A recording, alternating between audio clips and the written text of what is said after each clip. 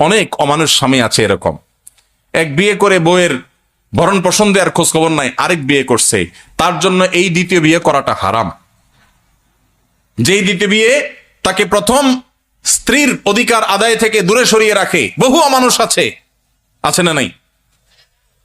যে প্রথম বিয়ে করে সেখানে বাচ্চা কাচ্চা হয়েছে বা হয় নাই, কিছুদিন পরে সে যে আরেক বিয়ে করে সেই স্ত্রী নিয়ে সেই সংসার নিয়ে সে এঙ্গেজ আছে, প্রথম স্বামীর খোঁজ খবরও নিচ্ছে না।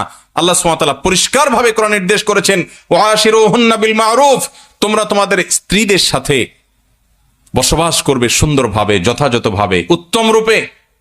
অমানুষের মতো খোঁজ খবর নিলে না, ভরণ পোষণ দিলে না, আবার তাদেরকে তোমরা তালাকও দিলে না। যদি তালাক দাও, সে অন্যত্র বিয়ে বসতে পারে, অবশ্য কোনো যৌক্তিক কারণ ছাড়া তালাক দিলে সেটা আরেকটা গুনাহের কারণ হবে।